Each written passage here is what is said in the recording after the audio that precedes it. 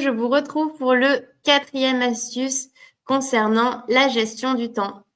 Je vous invite à prioriser les objectifs à long terme, d'investir dans vos rêves en fin de compte. Gérer son temps, ça ne se limite pas à survivre au jour le jour.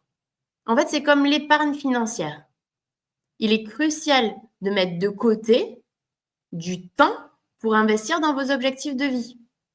Par exemple, vous allez certainement épargner ne serait-ce qu'un peu à la hauteur de vos revenus pour plus tard, je ne sais pas, réaliser une activité qui vous tient à cœur, je ne sais pas, ça peut être un mariage, ça peut être un baptême, ça peut être un voyage, ça peut être une ambition professionnelle, ça peut être la construction d'une maison. L'épargne, quand on parle de finances, c'est assez intégré en tout cas dans les façons de faire dans notre société. Sauf qu'on a tendance à ne pas le faire pour notre temps. OK ? Sauf qu'en fait, vous devez mettre de côté du temps pour investir dans vos objectifs de vie, dans vos rêves, dans vos apprentissages, dans vos passions. Si vous voulez apprendre une nouvelle compétence, par exemple, ou écrire un livre, voilà, ça nécessite de placer régulièrement du temps comme on place de l'argent pour faire fructifier un investissement. Tout simplement.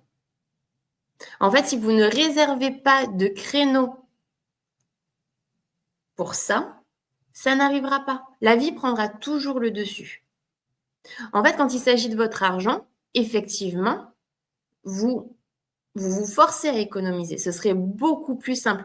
Généralement, ce qui est conseillé, c'est par exemple de faire un virement régulier sur un compte épargne. Comme ça, on ne se rend même pas compte que cet argent n'existe pas. Donc, du coup, on ne le dépense pas. Eh bien, si vous souhaitez justement apprendre une nouvelle compétence, réservez un créneau. Réservez, par exemple, le fait que 1 heure par semaine, 1 heure par mois, c'est à vous de le définir, vous n'êtes disponible pour personne. Ce temps n'existe pas. C'est comme si vous aviez un rendez-vous médical, par exemple. Vous le mettez de côté et il vous est réservé pour votre rêve, pour ce qui est important pour vous. Donc, mon conseil, c'est de classer vos activités par ordre de priorité et de dire non aux distractions, aux engagements peu utiles. Investissez vraiment consciemment dans votre temps libre.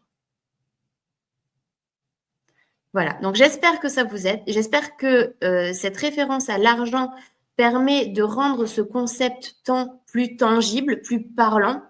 En fait, en faisant ce parallèle, c'est aussi dire que le temps, comme l'argent, est une ressource qu'il faut gérer avec attention. En fait. Et le gérer avec attention, ça permet d'éviter le stress et d'atteindre vos objectifs. Donc, en fait, c'est vraiment gagnant-gagnant.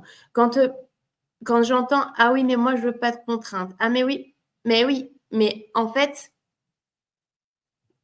chacun fait comme il veut, vraiment. Mais souvent, à la clé, il y a du stress derrière. Il y a du stress ou alors il y a de la frustration de ne pas atteindre ses objectifs ou alors, il y a aussi la possibilité de se réveiller à certains caps de la vie. Je ne sais pas, des fois, c'est les 30 ans, des fois, c'est les 40 ans, peut-être que ce sera les 50 ou les 60, j'en sais rien. Mais que le temps est passé et qu'en fait, on n'a pas investi du temps dans ce qui est... dans ce qui comptait pour nous. Voilà. Donc, moi, je vous invite à réfléchir. Quels ajustements allez-vous faire dans votre budget de temps cette semaine? Voilà. N'hésitez pas à partager ces stratégies. Vous retrouvez tous sur l'application des clés du changement en accès libre. Ciao, ciao. Je vous mets le lien en commentaire.